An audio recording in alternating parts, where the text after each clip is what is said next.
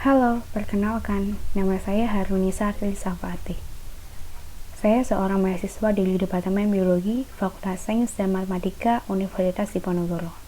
Saat ini, saya sedang melaksanakan KKN pulang kampung di tempat tinggal saya, yaitu Desa Adiwarno. Berikut ini video sekilas mengenai kegiatan KKN saya. Selamat menonton! Assalamualaikum warahmatullahi wabarakatuh. Saya Sugiarto, Kepala Desa Adiwarno, Kecamatan Mojobo, Kabupaten Kudus. Inilah Desa Adiwarno yang kita cintai.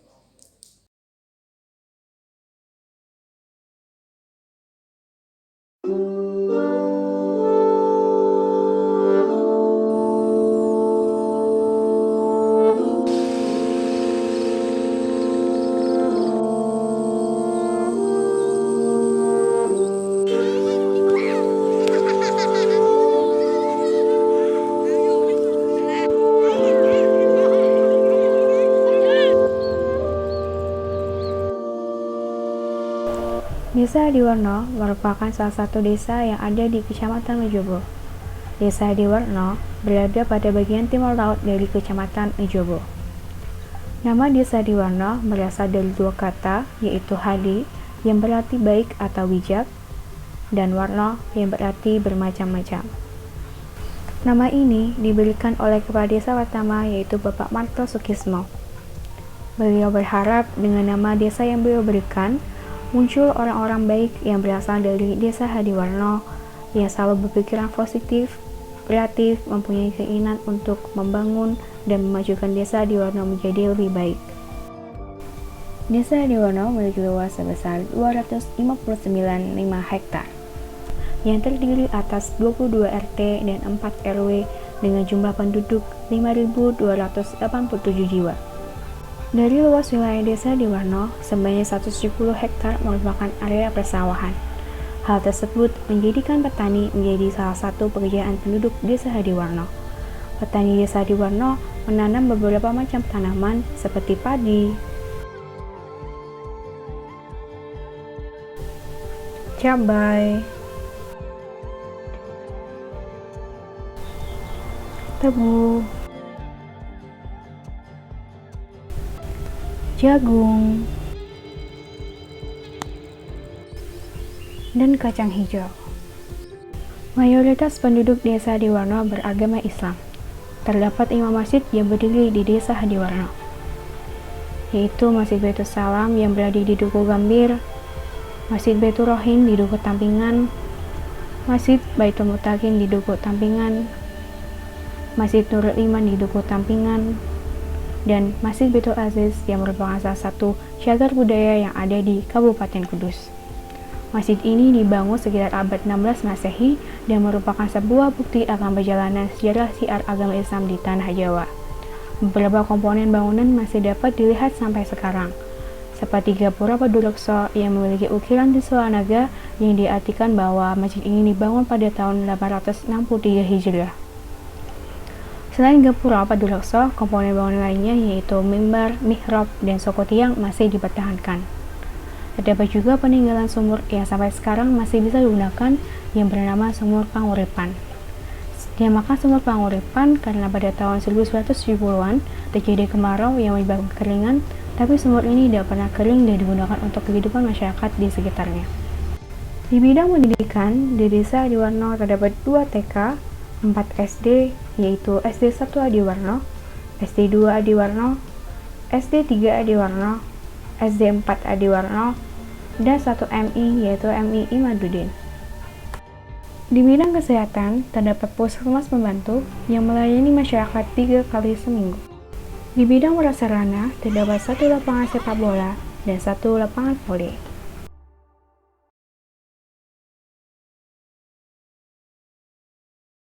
Permasalahan yang sampai saat ini belum selesai adalah pandemi COVID-19. Pandemi COVID-19 ini disebabkan oleh virus SARS-CoV-2 yang pertama kali ditemukan di Wuhan, Cina. Virus ini menyebar sangat cepat dan menginfeksi orang seluruh dunia, sehingga WHO mendeklarasikan bahwa virus ini menyebabkan pandemi. SARS-CoV-2 ini merupakan virus jenis RNA virus, jadi di mana dia ini akan mengganggu proses investasi di dalam sel.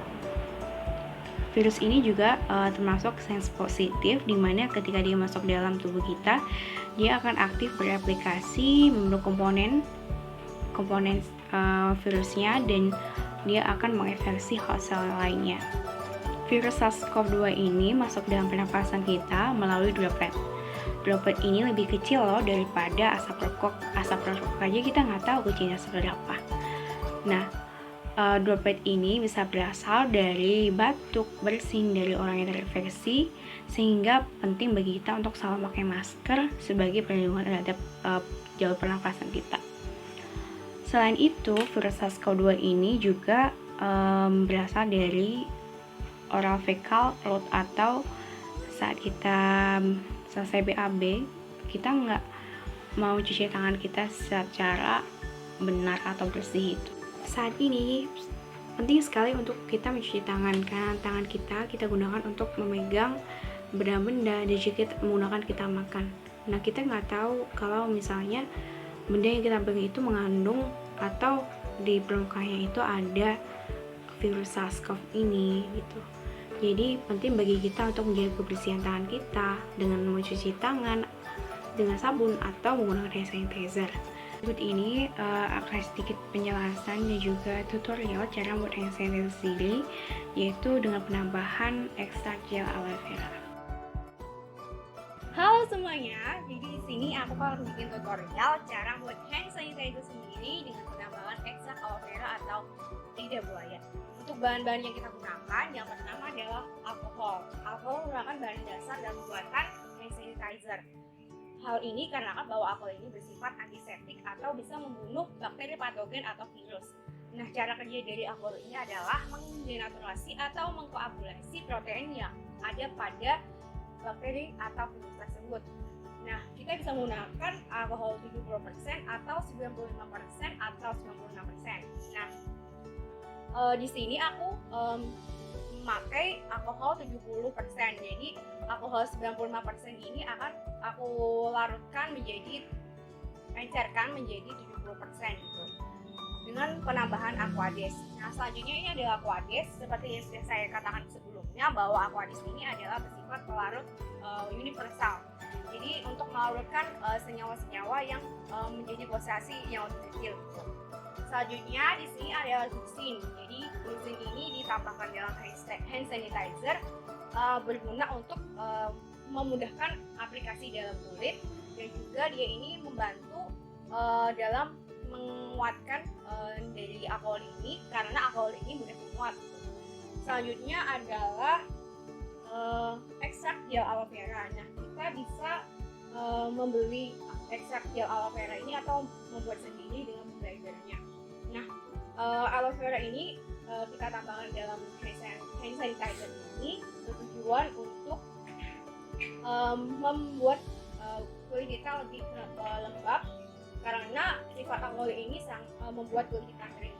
Jadi untuk meminimalisir hal tersebut bisa menggunakan ekstrak gel aloe vera. Langsung saja kita masuk cara pembuatannya. Yang pertama adalah kita harus menyiapkan alat dan bahan yang kita gunakan, yaitu adalah ini gelas ukur dan juga batang pengaduk. Nah, pertama-tama kita harus menggunakan latex supaya untuk menghindari kontaminasi. Jangan lupa untuk menyemprotkan alkohol ke dalam latex kita supaya steril. Setelah itu kita mencampurkan semua bahan-bahan yang kita perlukan, yaitu yang pertama adalah alkohol, ekstrak lidah buaya, dan juga glycerin. Yang tadi kita siapkan adalah alkohol. Kita masukkan aloe vera ke dalamnya sampai mencapai volume yang kita sudah tentukan tadi. Selanjutnya kita menambahkan glycerin untuk memudahkan aplikasi dalam kulit. Setelah itu kita campur, diaduk agar bahan-bahannya merata, dan setelah kita aduk, kita masukkan ke dalam botol kecil seperti ini.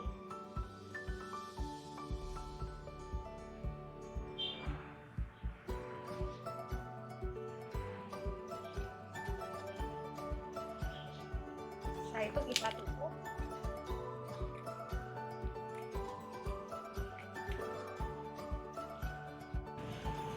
setelah itu kita tambahkan stiker 15 di sini.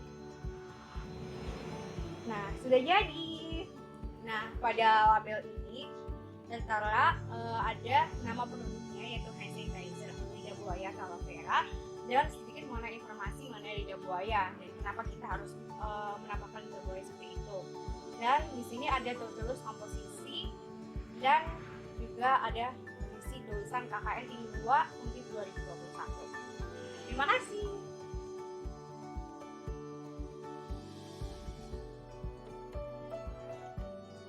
Permasalahan yang kedua yaitu berkaitan dengan SDGs atau Sustainable Development Goals, di mana beberapa tujuannya itu adalah tanpa kelaparan, tanpa kemiskinan, dan juga kehidupan sehat dan sejahtera.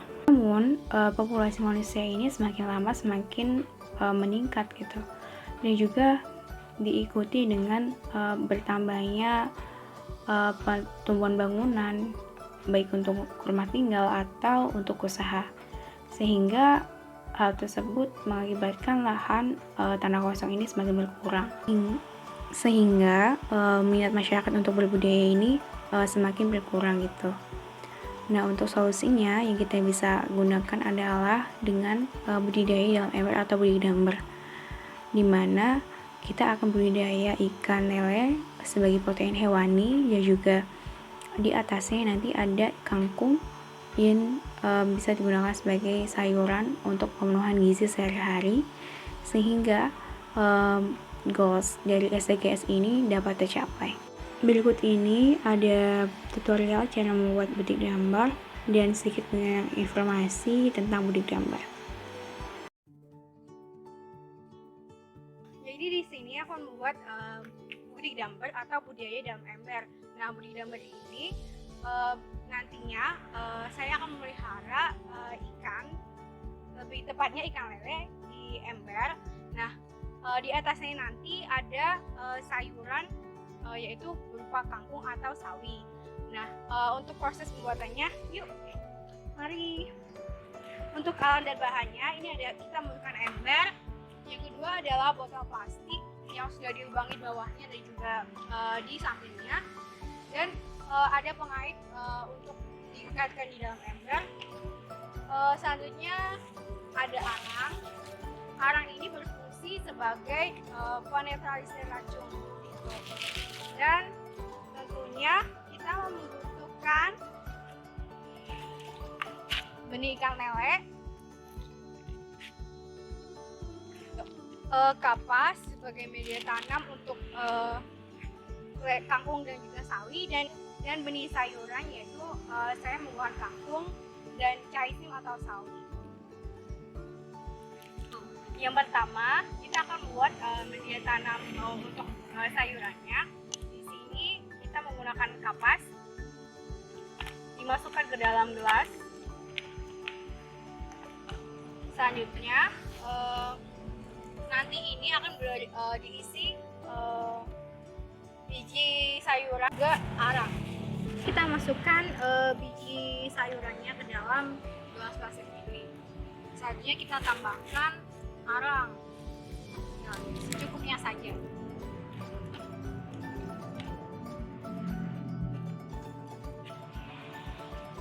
Sudah jadi. Ulangi lagi sampai semua bahan selesai. Selanjutnya kita akan mengambil benih lele dan masukkan ke dalam ember. Setelah semua benih lele sudah dimasukkan ke dalam ember, selanjutnya kita akan tanam. Kita siapkan di dalam di atas ember dan diletakkan mengelilingi ember. Seperti ini ya. Kita susun satu persatu.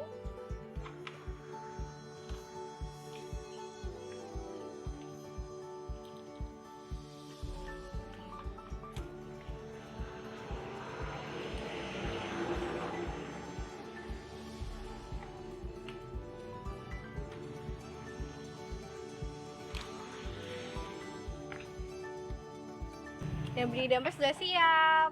Dan jangan lupa untuk diberi makan satu hari 1 kali atau 2 kali. Dan di atasnya kita pasang untuk menghalangi pergerakan dari lelenya. Terima kasih.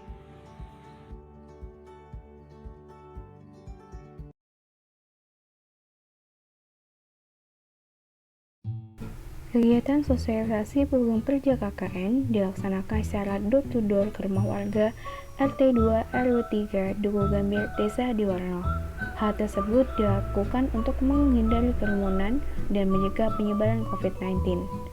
Dalam pelaksanaan sosialisasi, tetap melaksanakan protokol kesehatan, yaitu dengan menggunakan masker, menjaga jarak, dan mencuci tangan. Untuk mempersingkat waktu, masyarakat diberi selebaran berisi materi program kerja yang disosialisasikan dan pembagian produk program kerja ke-1 yaitu hand sanitizer lidah buaya. Assalamualaikum warahmatullahi wabarakatuh.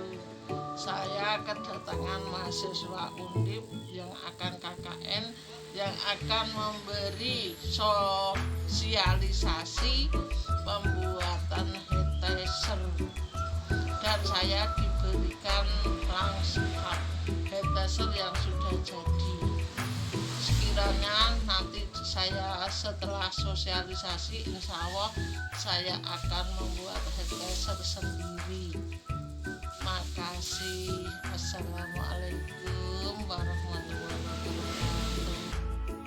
Assalamualaikum, saya di sini akan memberikan kesan-kesan dari KKN Undip yang datang ke rumah saya dengan memberikan pengetahuannya tentang budik damber, program kerjanya yang namanya budik damber atau budidaya dalam ember. Nah, di sini dianya Mbak Nisa sangat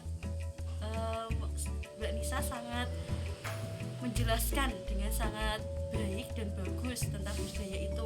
Rasanya sangat mudah dan prakteknya saya lihat di rumahnya beliau dan Mbak Nisa itu sangat mudah.